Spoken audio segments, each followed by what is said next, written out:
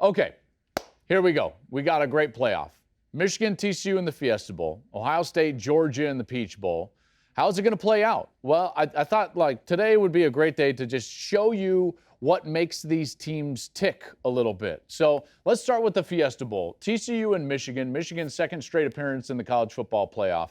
And one of the things you have to understand about Michigan is that Michigan is just going to try to wear you down. They're one of the best second half teams in the country, and they're one of the best fourth quarter teams in the country, in part because they will stay consistent with their run game. All right? They will force you to stop it time after time after time, and they do a lot of different things well. Let's take a look at some of the things that they did well here late in the season, even without Blake Corum, because their run game changed a little bit. It incorporated their quarterback a little bit more. J.J. McCarthy right here against Ohio State. Traditional zone read. The defensive end squeezes down, the alley opens up on the outside, and McCarthy has the athleticism to threaten the defense and then put his head down in the toughness to go get a first down. Nice quality run. Now, how does that impact the game? Well, later in the game, on the next clip, what we're going to see is that because he was able to run, and successfully so, on that previous play, now we take a look at later in the game.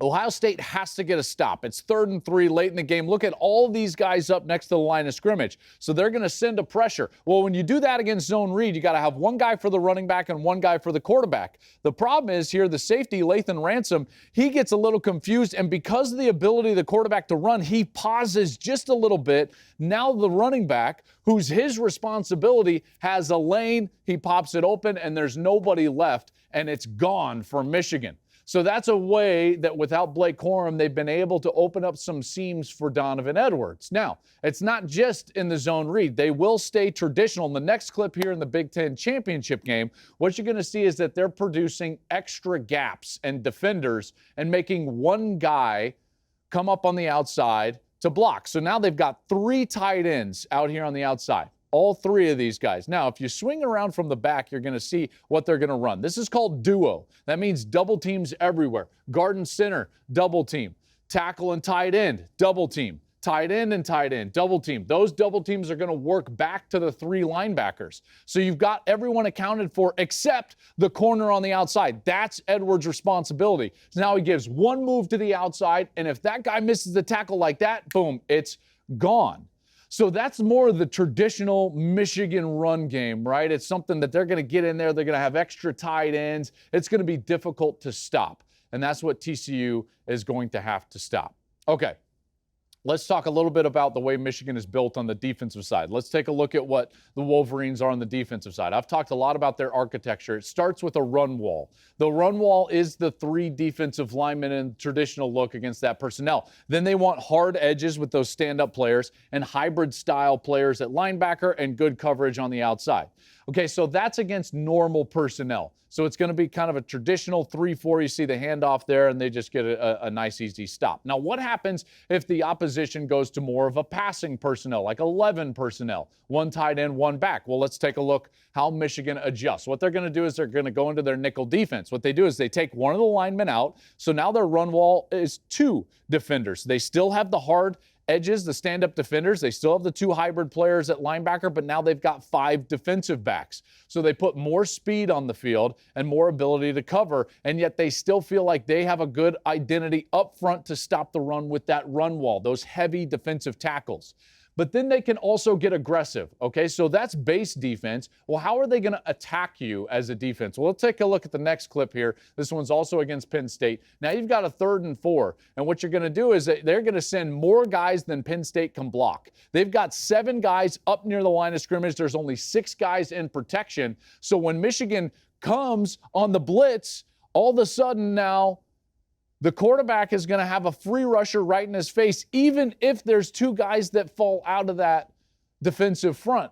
So that they're able to play a little bit safer, but still manipulate that pass blocking to get a free rusher in the face of the quarterback, and they get off the field on 3rd down. So that's everything that Michigan is going to do. How does that work out against TCU? Well, let's take a look at TCU's offense more specifically, because they're very balanced between three different stars. Their quarterback, Max Duggan, their running back, Kendry Miller, as well as their wide receiver, Quentin Johnston. Let's take a look at their run game really quickly. Here's what the Frogs like to do. This is a traditional Lincoln Riley, Oklahoma, USC-style running attack where they're going to pull the guard and the tackle, and then what they're going to do is that the tackle is going to read the defense. Right there, there's an outside player on the outside, so he's going to move up into the interior, and now all of a sudden, Kendry Miller, all he's got to do is find that crease and read the tackle with him. That GT play is highly successful, very successful. It's one of the reasons why they've been so successful this year. But the main reason why they've been successful, I think, is just the heart and soul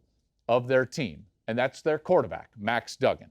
Max Duggan, it's hard to explain exactly what he does well because he does a lot of things well. But I think the biggest thing is just his competitive spirit. You think back to this Big 12 championship game, he basically willed his team down the field. This was the last drive, and this was a little bit of a quarterback draw, but look at just like absolute commitment, to get the ball down the field. This was about the 50-yard line. Look at him. He's getting away from the pressure, and he's taking off. I've talked all year about the competitive fortitude of Max Duggan. This guy is one of my favorite players. He laid it on the line. He should have gotten a chance on that 3rd and 4th down late in the game to potentially go in there and score in the overtime.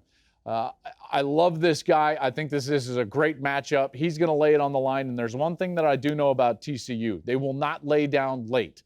Michigan's not just going to be able to run over them like they have some of these other teams during the course of the season. TCU is going to get up off the mat, and they're going to play hard. There's no doubt in my mind.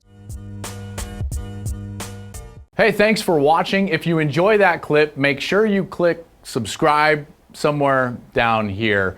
From game highlights to exclusive interviews and rankings, we've got everything you need as a college football fan right here, College Football on Fox.